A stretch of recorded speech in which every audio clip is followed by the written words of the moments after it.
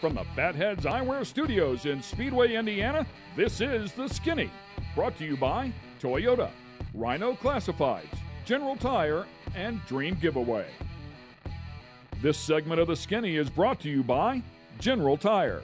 It's more than just a slogan. Anywhere is possible with General Tire. General Tire's Grabber X3 mud terrain tire offers aggressive styling and is engineered for durability with innovative performance features that are ready to carry you through extreme mud, dirt, and rock-covered terrain. For extreme traction that's ready for anything and rugged styling to match, look no further than the Grabber X3. Make your anywhere possible by visiting GeneralTire.com today. Hey race fans, I'm Michael Young, and this is The Skinny. The show goes remote this week. Rico and Ken are already there. We're going to the racing capital of the world, the Indianapolis Motor Speedway, for a very special event called Rev Indy. And what Rev Indy does is basically raises money for IU Health. The funds then go to take care of the drivers and the patrons at the IU Health Infield Medical Center, and then the extra funds will go to take care of critical care patients here in the state of Indiana. Lots of great food, lots of great fun, and lots of familiar faces. Time for me to get ready and meet the guys. It's Rev Indy at the Indianapolis Motor Speedway, and this is The Skinny.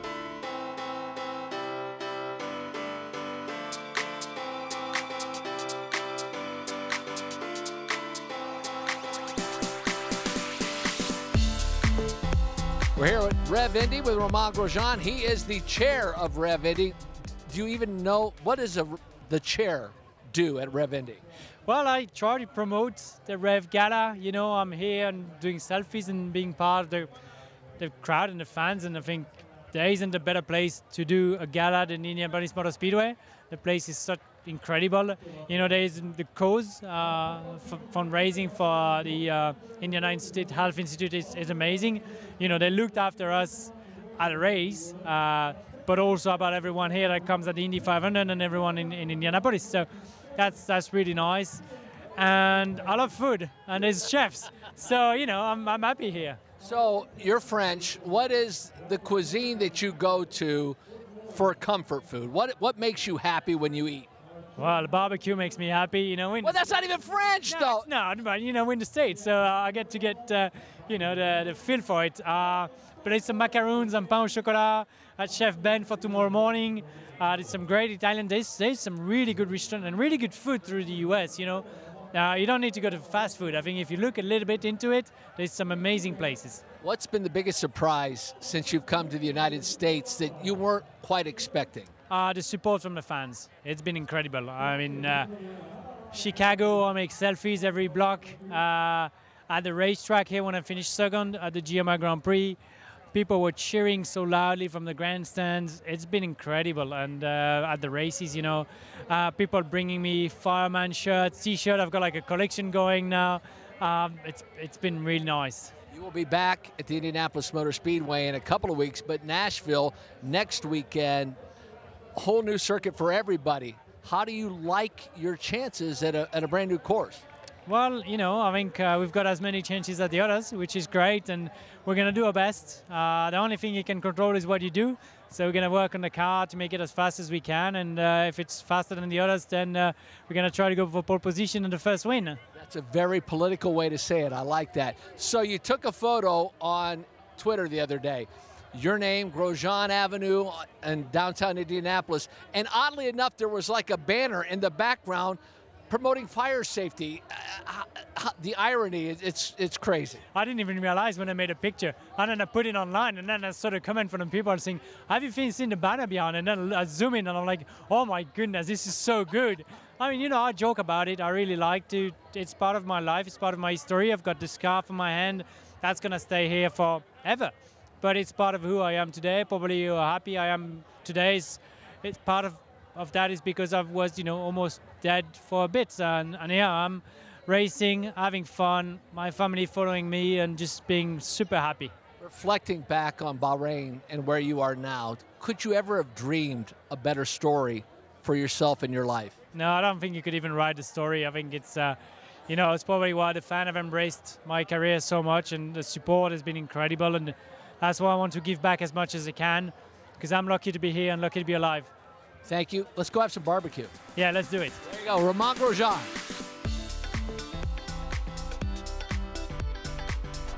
Doug Boles, the president of the Indianapolis Motor Speedway, here as well. Of course, we would expect you to be here. What an amazing event. And, of course, after the tough 2020 where it was not able to happen, it's great to be back here in 2021. Yeah, absolutely. 2020 was tough for everybody, and not having this event, which really kicks the month of May off in 2020, was really challenging. And this year, even having it in May was challenging. As I was getting ready, I'm like, May's around the corner. It still feels like the kickoff to May, but we got a race coming up in a couple weeks, so it's a good way to kick it off. But the organization, when you get a chance to work with IU Health and the foundation, all they do for our state, all they do for this facility and our fans, it's pretty amazing. It's a great way to thank them and raise a little money.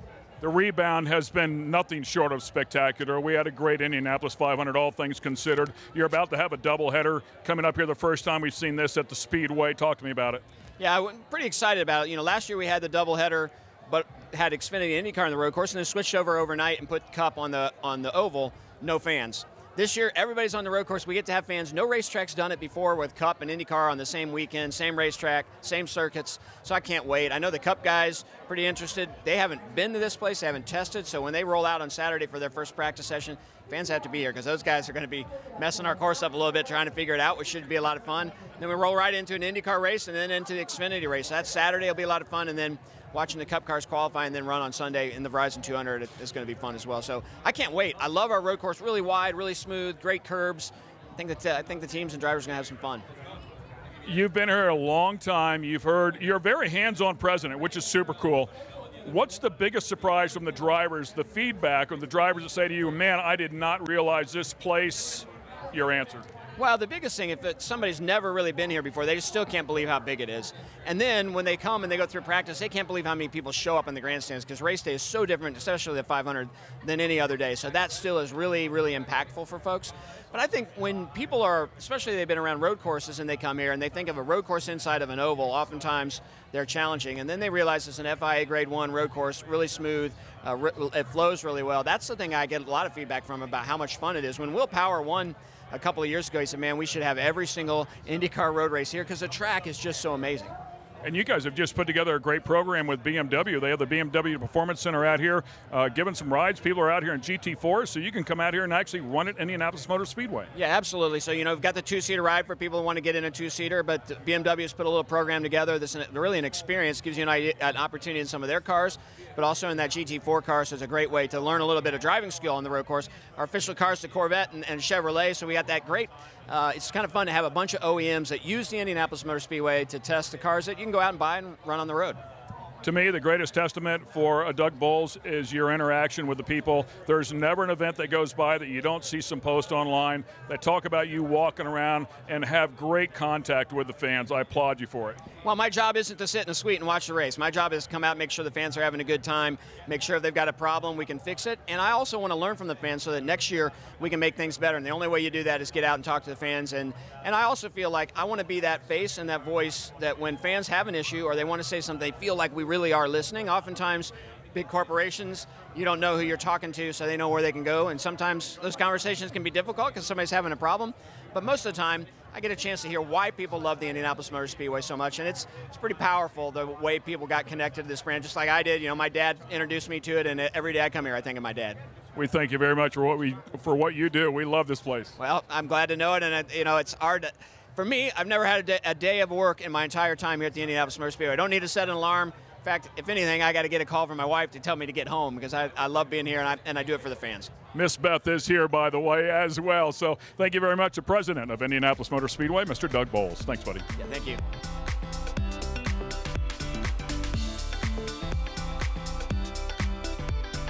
James Hinchcliffe here in the house, driver of the number 29 Genesis Andretti Steinbrenner Honda.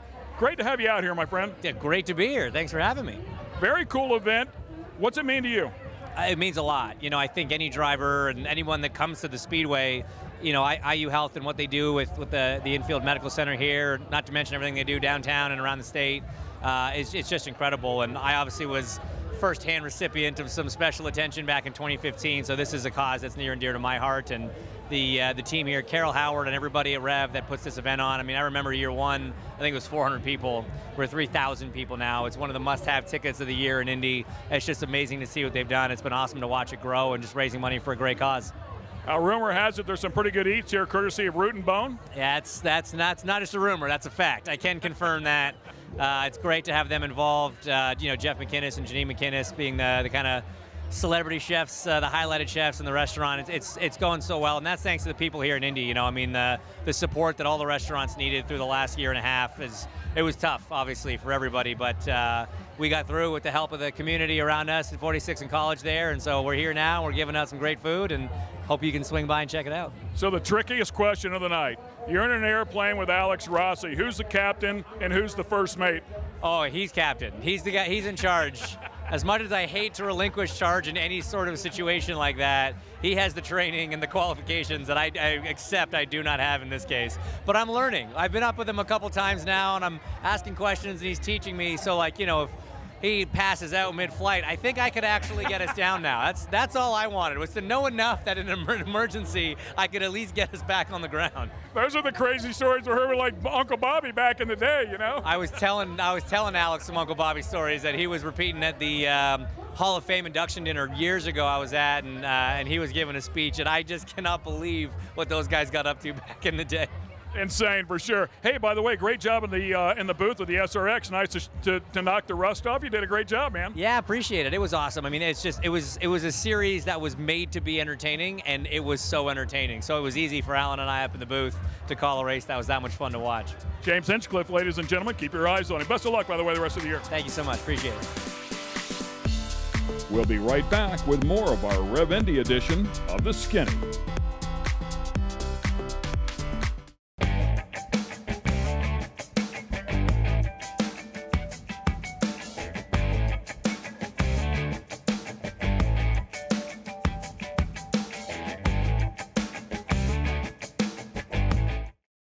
This segment of The Skinny is brought to you by Dream Giveaway. Dream Giveaway has been giving away high-end American muscle cars to raise money for charity since 2007. Dream Giveaway is known for giving away classic and new muscle and paying the federal taxes so the winners don't have to. For $25, you can jump in the game, and part of that goes to charity. You'll have a chance at winning some of the coolest cars on the planet. Check it out at dreamgiveaway.com. Welcome back to our special Rev Indy edition of The Skinny. We're here at Rev Indy with the one, the only Charlie Kimball. This event is the first time I've ever been here, so kind of give me the lowdown on what happens on a night like tonight. Well, it starts with fun, and then you put some food, some fashion, some beverages, and it finishes with fun. That's how you build the Rev experience cake. Okay, that's fair. Now tell me a little bit about the food that you go to. How does this whole program work? Well, it's a great highlight of the Indianapolis culinary scene, which I think gets perpetually underrated because we're in the same category as far as the James Beard Awards as Chicago. And everyone thinks, Chicago's the be-all, end-all.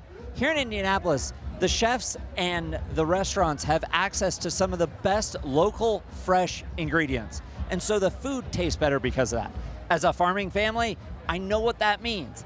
Coming from avocados straight out of the orchard, when they ripen, are so much better than anything you can get when you're not picking them off the tree. Now, if people don't know, his family owns an avocado farm. A big fire swept through that area. How is the farm coming back along? Well, it's rebuilding, and it looks great. Some of the trees that were replanted after the fire in late summer of 2018 was when the trees went in the ground. They produced fruit that was picked and sold this year, which is well ahead of schedule. I think my dad, who not only is a farmer, but is a 500 winning design engineer, has engineered the farm to be really successful. Tell me a little bit about what you've been doing since the Indianapolis 500. Obviously, the worst result that could possibly happen, which, by the way, you handled first class. What's been going on? Any chance of you getting back in the car before the season's over? I'm working on things. I think stay tuned for a couple of weeks and things hopefully there'll be some good news coming out about that. But the Indy Lights commentary has kept me plenty busy. Been doing some PA work, and even was on the PA during the Indy 500. And friends and family kept texting me while I was talking on the broadcast or on the PA system, saying how good a job I was doing. So that's been fun to learn. It's a new challenge, way outside my comfort zone, way outside, but it's still been a lot of fun. But you must understand that that's what I kind of do for a living, so don't get too good at it, because I need a job. I'm getting old, and I need the jobs when I can get them. Well, we're all getting older. That's the thing. The clock only goes one direction. Fortunately, here at the Indianapolis Motor Speedway, cars go both directions down the front straight at different times, of course, but as we get older, we all find new challenges, trying to teach this old dog some new tricks, Michael. Very Zen-like, isn't he? Big picture, what's going on for you next year? Have you anything in the works? What ultimately do you want to do with your career from this point forward? Be in a race car every day I possibly can for as long as I possibly can. So that's what I'm grinding on. You know, there's always things in the works. You know, drivers, we're dealers, we're wheelers, trying to figure out how to get a steering wheel in our hand, get back on the racetrack. Best of luck to you, and let's go find some food. Absolutely. Thanks. Got it done. Charlie Kimball.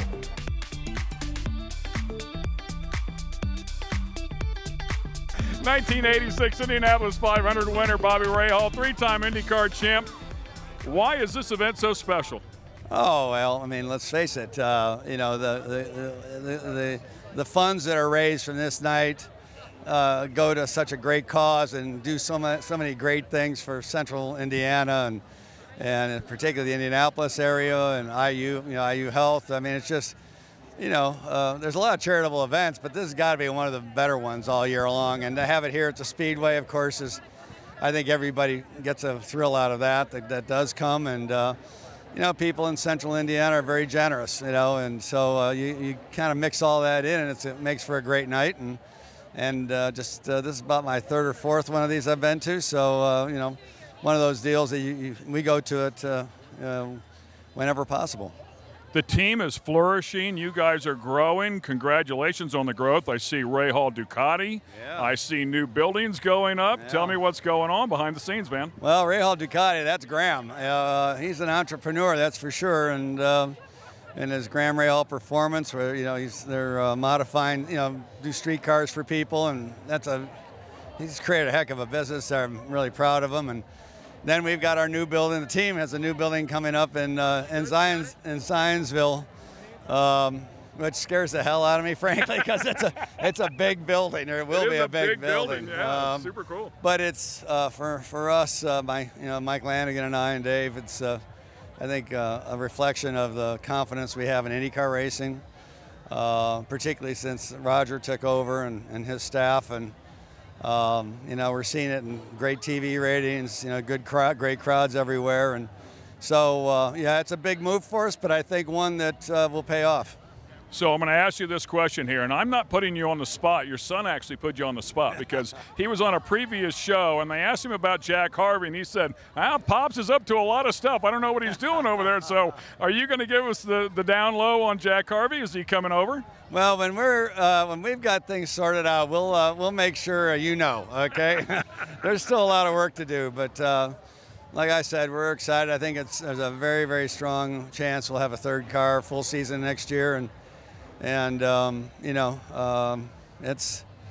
we're attracting good people. I'm very proud of the team, and we've had good days, bad days this year so far, but just about everybody has. So it's just keep pushing, and we'll get there. Hey, man, we want to thank you for your time here. We want to thank you for all the memories you've given us over the years, and your son, who has certainly been exceptional, and watching the business model grow. I mean, you obviously did it right, and he's continuing on the legacy. Well, thank you. I'm very proud of him. Awesome. Bobby Rahal.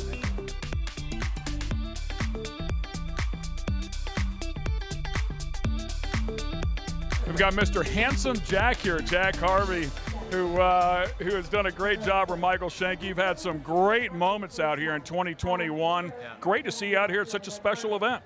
Yeah, absolutely. I mean, honestly, it's great to be able to come to one of my favorite places, Indianapolis Motor Speedway, and honestly try and raise as much awareness for everybody who helps keeps the drivers safe and sometimes the fans safe. And try and raise as much awareness for everybody at IU Health, because without all the guys and women there what we do gets significantly harder. And I was sadly here the day that James had his incident, and I think they truly saved his life. And in any way that we can come and, you know, try and promote the community feeling, which I think is what being a Hoosier is about. Granted, obviously from the accent, I'm not a Hoosier, but I feel like an honorary one. But, you know, but I love being a part of this community, and this is what it feels like, a community. And I just want to come and try and help as many people as possible, and honestly give thanks to the people who deserve it. Yeah, they've certainly welcomed you with open arms, and you're a wonderful ambassador for the sport. I've got to ask you, though, you look pretty wide-eyed and bushy-tailed after that long, long flight. It was a long one. Yeah, we were testing at Portland yesterday. We flew out there Thursday. We tested yesterday. We red-eyed home this morning. You got beat up a little bit, which is why you're red-eyed. Yeah, I've got a little bit of red-eye. Hey, honestly, I've only done like 3 or 4 red-eyes in my life.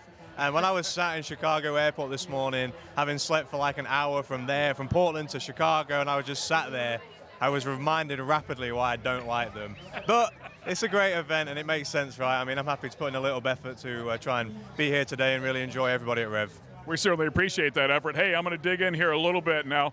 Last thing I want to do is get a driver in trouble, because we want to make sure your career is secure. But there's some rumors bouncing around here that there's silly seasons going on here, and you might be in the beginning of it here, and maybe a swap for next year. For as much as I hate to be involved in silly season, it certainly seems like we are.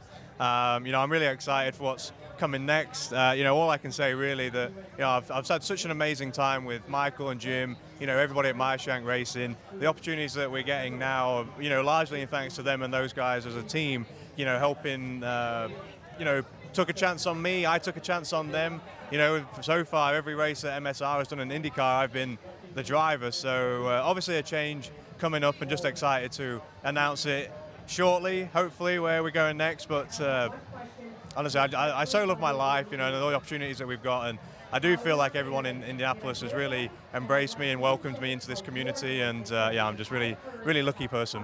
Well, we certainly wish you the best of luck going forward. I will tell you, I'm very proud to say I was a very small part of your career as a spotter at one of the 500s for you, but we certainly wish you the best going forward. You're a very talented driver, and the sky's the limit, man. Thanks, buddy. Thank you. Jack Harvey. We'll be right back with more of our Rev Indy edition of The Skinny.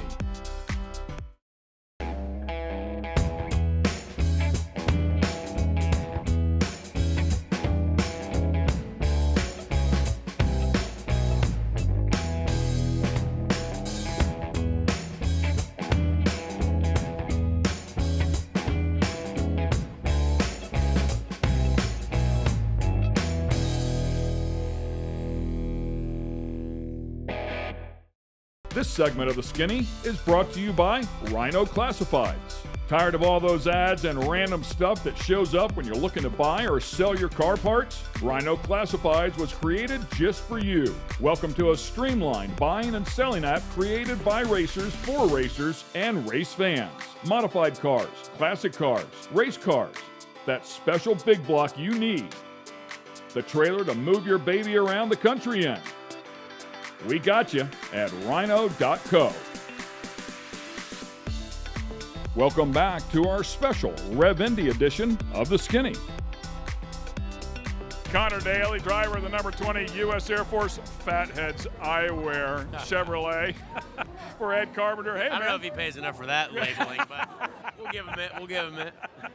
Great to see you out here, my friend. Thank you. Thank you. It's awesome to see everyone here. I mean, this event normally means the Indy 500 is coming up, which is, you know, it's a little sad to think that we still got to wait many, many months to the Indy 500, but it's really, really cool to be racing out here on the road course here in a couple of weeks. That is true, actually. That is true. But I love coming out here no matter what, so it's fun. So I saw a picture of you standing there next to Daly Street or Daly Avenue. So my question is, if there's one place you could recommend when I go down there for me to hang out, what would that be? Oh gosh, downtown Indianapolis? I don't know. Just go. No, Daly Avenue. I have no idea what's down there. I saw your own personal street. How cool was that? Yeah, I mean, it's awesome. They do a great job here. I mean, this track, the group of people, everyone that is involved in our motor racing events here in Indianapolis, I think they do a second-to-none job, just the best job ever at making sure people know that drivers are here, drivers' names, that the fact that those who are, you know, competing And I think that's what's so important about our sport is fans, new people, but they're able to find their guys, guys or girls that they want to support. Speaking of competing, I saw you were spending some time on the sim in a cup car. Something you want to tell us? Oh no, that was just on iRacing. So, it was just a race. I'd love to do a cup race, but yeah, that's just iRacing. Hey, thanks a lot for a little bit of time here. Best of luck to you the rest of the season. By the way, over 70 starts now in IndyCar. Congratulations. Thanks, man. I appreciate that. Pretty wild. Connor Daly.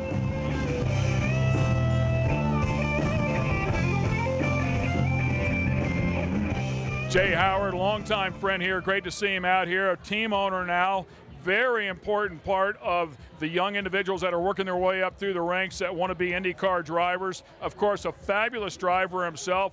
Ran go-kart teams for a long, long time. Very, very successful. He himself, a champion inside of F2000 and Indy Lights, have made a couple of starts in the Indianapolis 500. But we were just chatting off camera. That was before there was a road to Indy. You won that Indy Lights championship, and you had to pay your way into IndyCar.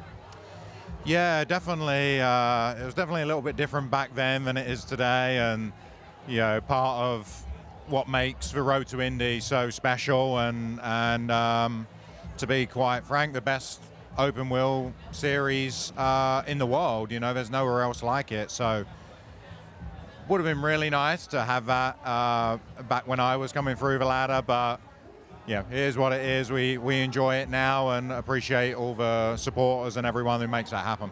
We'll focus on your team here in a second. Any opportunities for you to drive? I mean, you're a hell of a wheelman. You never know. Maybe. We always get a few calls, and there's rumblings of doing the 500 every year, so maybe. I'd like to do one more. Yeah, it sways back and forth. 1 minute I'm like, oh, I'm done. I'm just happy with the race team and what I've got going on with the driver development program. And then, I came to the Speedway here to watch a 500 back in May. I was like, oh boy, I gotta get out there. I gotta get back out. So it's one of those deals where if the right deal came along, it'd be so sweet. It's so hard for anybody. I mean, you have great talent, but anybody to come back in here. I mean, Elio, of course, pulled off the magical combination, if you will, but to come back in here and compete during one race against these guys that are in the cars all the time, so difficult. It is, and actually the hardest thing for me, believe it or not, is the pit stops.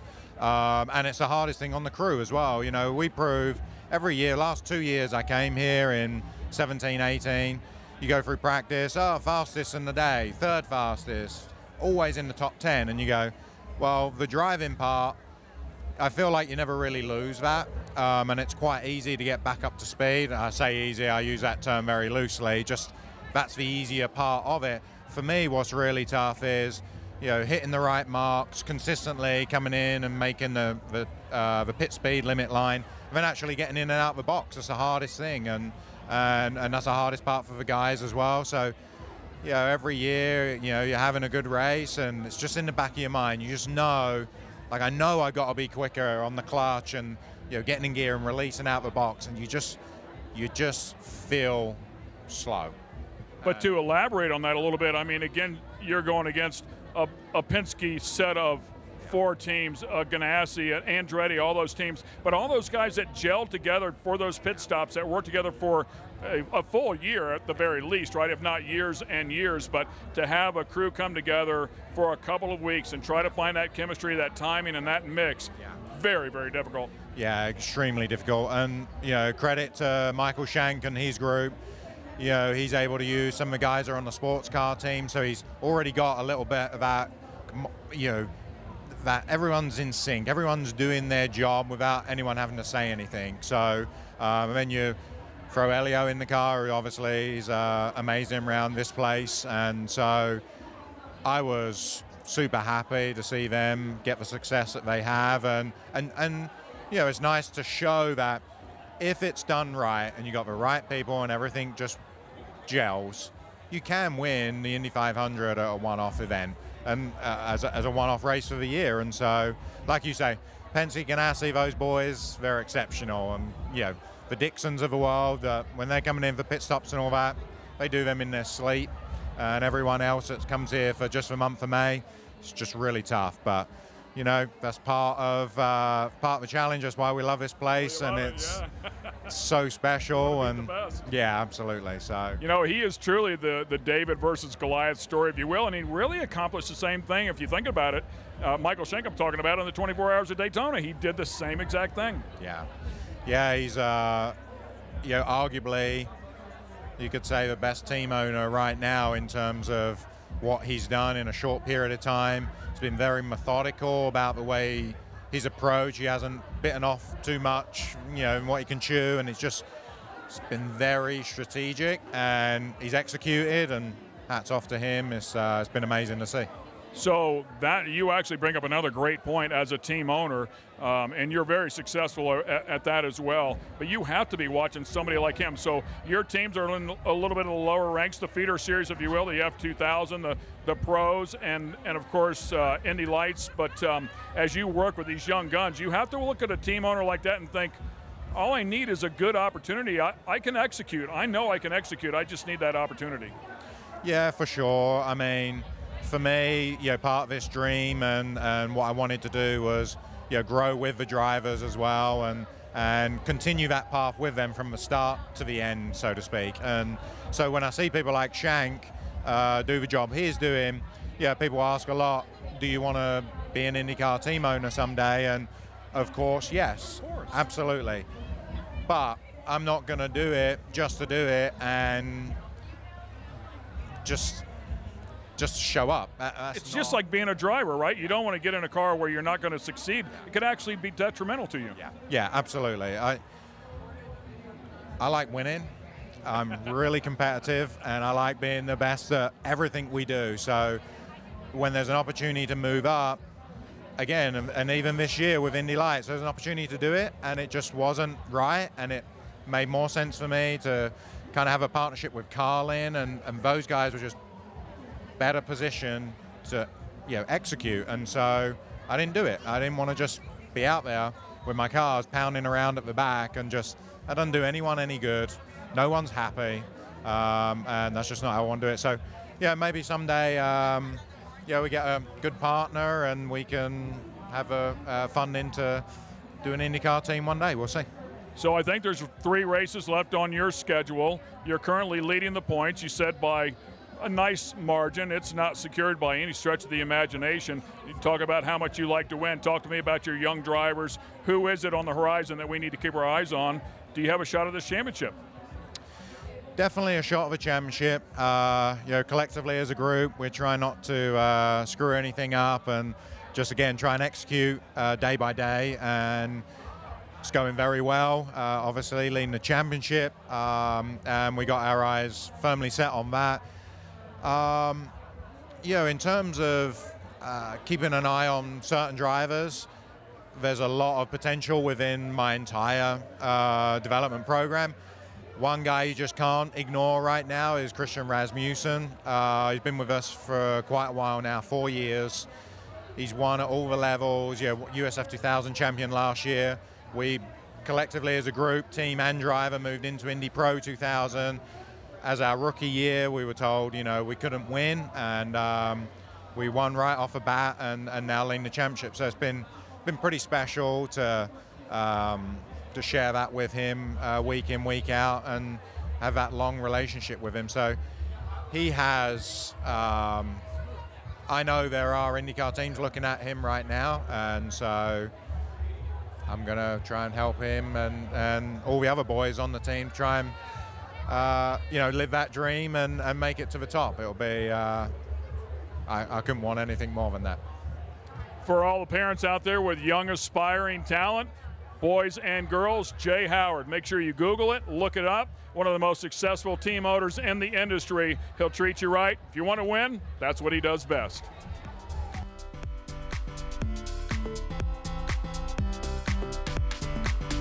Race fans here at Rev Indy with George Steinbrenner IV. How many of these have you done? Because I'm a lot older than you, and I've never done this event before. Have you been to one of these? So this is my second time, yeah. Came here in 2019 as well. And that was freezing, correct me if I'm wrong, freezing cold? Was that like so cold that night? Yeah, actually, yes, it was. It was pretty. I wasn't even here, and I know this, and you were here. I guess I wasn't cold enough to really remember, but Fair enough. What do events like this do for you? Obviously, being part of the Steinbrenner family, you guys go to world-class events. To be in Indianapolis, to be part of the IndyCar community, to come here, what are your thoughts when you see the people, an event like this at the Indianapolis Motor Speedway? well, it's really cool, especially why we're here. You know, that's supporting the guys that keep these drivers safe, and the folks that ensure that, you know, we get the guys that are able to race every weekend, even when they get some pretty big hits. So to see the community sort of come together and see a lot of the cool restaurants and the cool people come out and enjoy a night on town. Did you ever dream, growing up Florida, correct? Correct. Did you ever dream, being part of the Yankee family, to be in Florida, then to be part of IndyCar? What a wild ride at such a young age.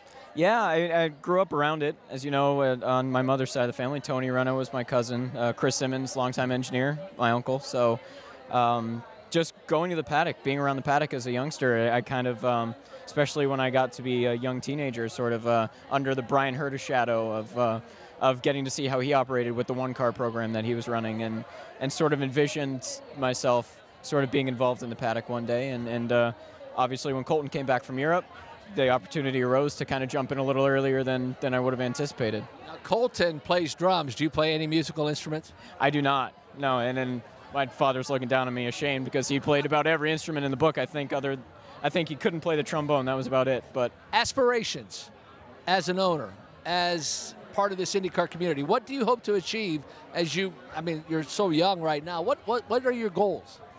I mean, my goals have always been pretty simple. I think I've always grown up sort of with two goals, and that was to win. I mean, my only two goals really in my life going forward are going to be to win races and to win baseball games, and it's simple, but that's about it. So I was watching Seinfeld the other night, and the episode where your grandfather and you, the supposed grandkids, come running in. When you're watching this as a kid, what goes through your head? How did that whole Seinfeld thing play with the family? It played well. I mean, he loved it. My grandfather loved it. He would actually get faxed the scripts. Yeah, and they wanted it to be a portrayal that he wasn't, up in arms about. But as he always liked to say, a man that can't make fun of himself isn't much of a man. And obviously you saw that with when he hosted SNL, and he liked to poke fun of himself, as much of a big personality as he was. We'll have some fun tonight. Thank you for your time. Appreciate it. Thank you. Always good. Great man here, George Steinbrenner IV. Thanks for being with us here on The Skinny.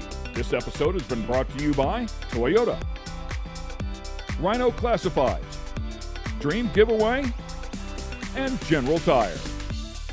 For the latest in sunglasses, optical frames, accessories, and apparel, be sure to check out fatheads.com. That's Fatheads with a Z.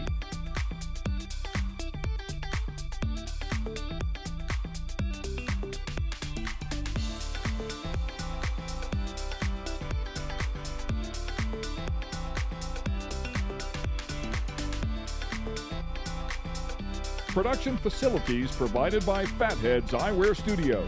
All rights reserved.